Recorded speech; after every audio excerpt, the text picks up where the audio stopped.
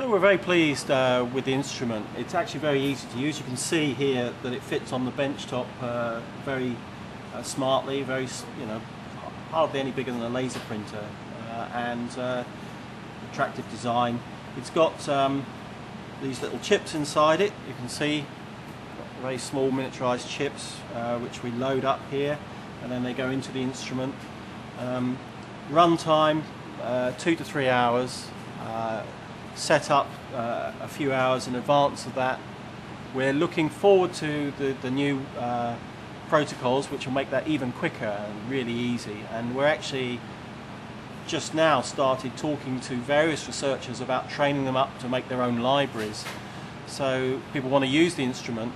We don't really have the wherewithal to provide us a complete service from DNA to sequence. We just don't have the resource. But this instrument's so easy to use that we're now considering allowing half a dozen people to be trained up, let's say, in the future to use the instrument from various labs. So that's a major plus. And many other instruments they're so difficult to use, so expensive, that you really want to train up one person and trust that one person. We don't feel that way with this. We feel that we can actually get on and just use it. So that's a major plus for us. We're looking forward to further improvements that we've promised. Being honest, this is the only platform I've seen where what the sales guys tell you is going to happen in the future does actually happen, or perhaps more happens than they tell you. Some other platforms we've been waiting for the promised improvements for some considerable time before they actually arrive, and then they don't actually arrive as specified. So here the expectation and the delivery are actually pretty much in parallel. Well, the dynamics of using this instrument are just so much easier than anything else. The fact that you're not paying much, a few £100 or a few $100 per run, which, if you divide that by the number of samples you might be using, brings it down to less than £100 or even less than $100 per sample. Twinned with the fact that you have this short run time, a couple of hours, means that we do anticipate using this instrument much more fluidly and in a much more responsive way than other instruments, where you have to kind of batch up your work. You have to give real due consideration to what you're going to put on that run. In a sense, you've got a license to fail with this. We can just do some mad experiment, and if it doesn't work, we haven't wasted a lot of money. We can do something a bit speculative. As I mentioned earlier, you can sequence a mutant to check what it is. A few years ago, that would have seemed a mad thing to do, because it would have cost you thousands of pounds to actually do it. Now that the costs are probably, with this instrument, tenfold less than they were a few years ago, it opens up a whole new range of possibilities.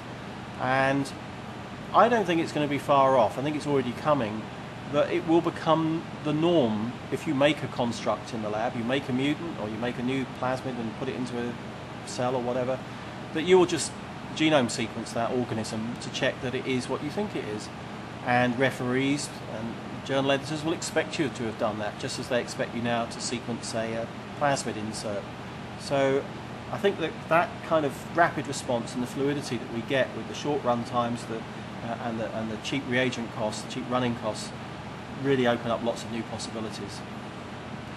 So the kind of work we're interested in doing with the Ion Torrent is to look at bacterial genomes, and in particular look at bacterial genomes as a tool for unraveling the evolution and spread of bacteria. Now, our initial focus, and continuing focus in fact, is on hospital pathogens, so bacteria that spread within the hospital. And we already had funding to work on a multi-drug resistant bacterium called Acinetobacter baumannii, and that was where we were at when we actually put the application in for the competition. And we are getting ready to do some work with Acinetobacter on the Ion Torrent. We've already done some work on other platforms. But actually events interceded, and over the summer we got involved with the E. coli outbreak in Germany. And what happened there was that when we got the Ion Torrent instrument, my bioinformatician Nick Lohman was very keen to get started on analysing data. So before we even did our own run, we wanted to know how are we going to assemble the data, how are we going to make sense of it? And Ion Torrent put out an E. coli data set, which we analysed, and that was just a commensal lab strain of E. coli, and we looked at that. Nick worked out how to assemble that data, and a few weeks later this data came from the E. coli that was causing all the trouble in Germany. Turns out that BGI, the Chinese Genomics Institute, actually had an Ion Torrent as well, and they did their very first run on that E. coli. The DNA was sent over from Germany, and so we were poised when we saw that DNA, that data released into the public domain. Nick was poised to actually analyse it. He had all the pipelines ready, and he immediately analysed that data and produced an assembly. It was quite inspired that the Chinese actually released that data straight away into the public domain, and that was a remarkable thing.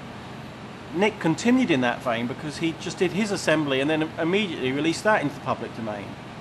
But not only that, he was at a conference at the time and everyone was using Twitter and all getting very excited about the potential for using these technologies.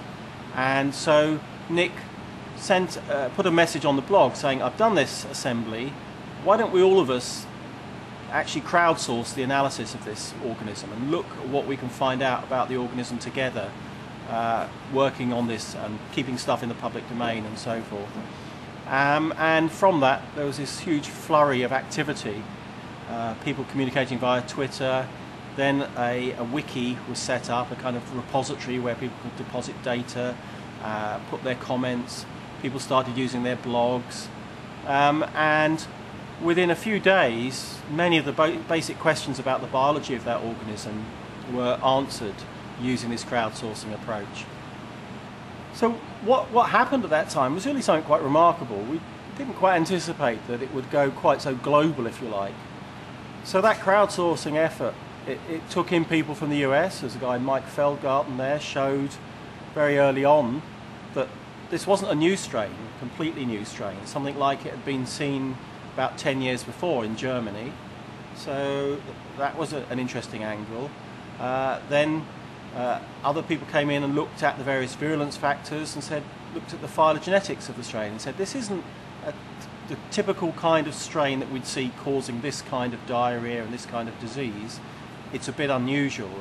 And they were able to trace the evolution of the strain, put together kind of scenarios to how it got to be like that, how it acquired a bacterial virus, a bacteriophage carrying a particular toxin, how it acquired plasmids, these mobile pieces of DNA that brought in antibiotic resistance and adhesins and things like that.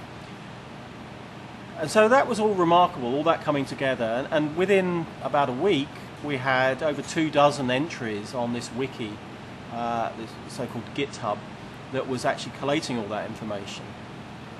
There are actually 4 different efforts going on at the same time. Ours was one of them. There was another group, LifeTech, working with a group in Munster using Ion Torrent technology. They were moving forward as well fairly quickly. There was a group in Göttingen who also sequenced the genome. They used 454 technology to do that. And there was a Danish-American collaboration using the PacBio system. So all these things going on in parallel. I guess there was a little bit of rivalry as to who's to get the first publication, who was to get the publication in the highest impact journal. We weren't the first. We got into New England Journal of Medicine, so we're pretty pleased with that, but we were beaten by 2 other groups.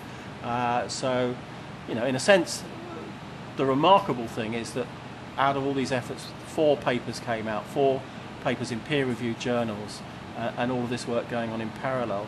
And it showed really the potential of high-throughput sequencing to make an impact very quickly in this kind of situation. I'm not sure whether this will happen all the time in the future. I think it is a model for outbreaks, and the next time we have a big flu outbreak or SARS or another bacterial outbreak like this one, I think the presumption will be that people should do this. They should put their information into the public domain. They'll be generating information very quickly with these kind of instruments, put it into the public domain. Other people will be able to look at it and analyse it, and this idea of sharing information, I think, you know, we're in that age of of openness, and that's going to come. So currently we've got two major lines of work that we're looking into using the instrument for.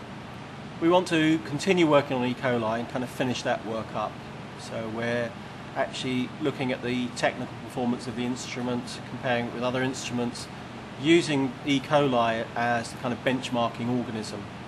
And we're hoping to write that up in the next few weeks and try and get that published in a good journal. Actually looking at, I mean, we've seen some of the most recent data sets, particularly on E. coli, that have been released by Ion Torrent, and we're very impressed with that. So we're looking forward to publishing that. We do also want to return to what we said we were going to do, which is to look at hospital pathogens.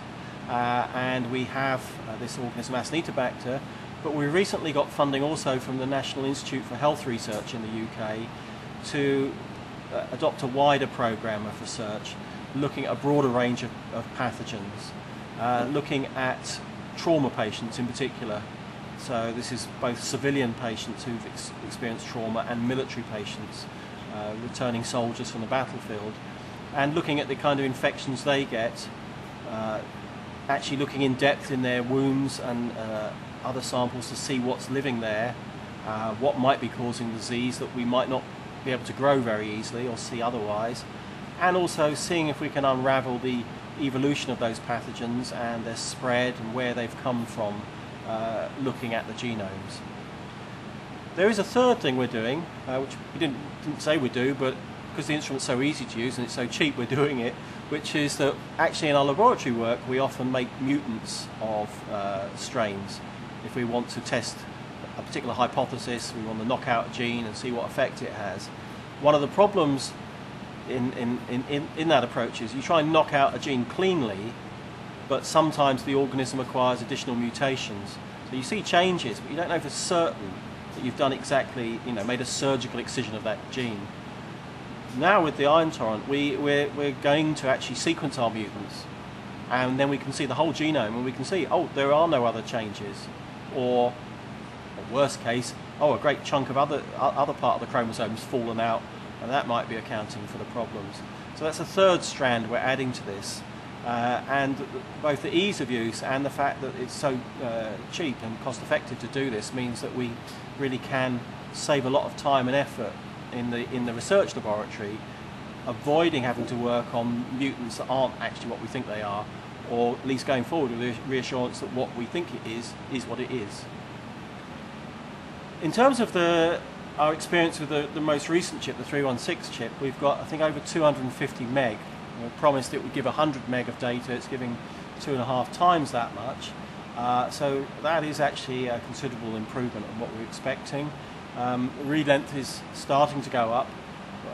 We have heard down the grapevine that read length is actually, in some people's hands, is going up much higher than that. There's this promise that we're going to get 400 base pairs of sequence at the end of the year, and we're looking forward to that. In fact, I don't know if I should speak about other products, but we do have a 454 as well, and if the read length continues to go up, there will come a time when we maybe retire the 454, because we can do everything on the Ion Torrent that we can do on the 454 for a fraction of the price. That's the hope. At the moment, the 454 does have longer read lengths, but that's about all it has going for it, really, in terms of its use. Well, the analysis of data from this instrument is relatively straightforward. Anyone who's used a 454 can use similar approaches. This is what Nick did in my group. Fortunately, we do have some of the same problems. We do have problems with homopolymers, so we have to be truthful about that. But in general, the analytical pipelines are fine, and the homopolymer problem is a predictable error, so you know that it's going to be there, and you know that there are certain parts of the genome that you might have to go and look at more carefully, perhaps with other techniques and so forth, or factor into your analysis. It's worth noting that so much work was done so quickly during the German E. coli outbreak. That's a testament to how easy it was to analyse the data coming out of the instrument. And Mike Feldgarten actually was able to do a multi-locus sequence typing on the data, kind of virtual MLST, and he actually factored into that the problem with a homopolymer, but was able to work out what the MLST type was from that anyway. So these are not insuperable problems, and generally, as I say, data analysis is straightforward, and the speed with which the crowdsourcing effort went on is a testament to the usability of the data and the easy way in which it can be adopted by people. In addition to use in the research lab, sequencing constructs and strains and so forth, I think on the horizon is the potential of using this in the clinical arena, and the fact that we're close to getting a kind of same-day turnaround here. So you could have a sample come in the morning and get a result off the instrument the same day, certainly within 24 hours.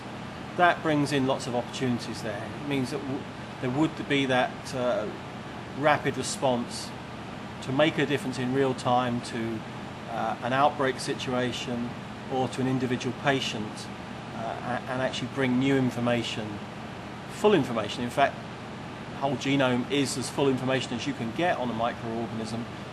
Bringing that in real time, I think, will actually be a game changer. We're not there yet, I have to stress that. It's going to be a few years away, but it's in sight, and it's no longer an absurd thing to think about. No longer absurd to think that actually in future, instead of looking down microscopes and growing things on agar plates, we'll just extract the DNA from a sample, sequence it on an instrument like this, and get a readout that is actually useful in terms of diagnosis, epidemiology, treatment options, and so forth.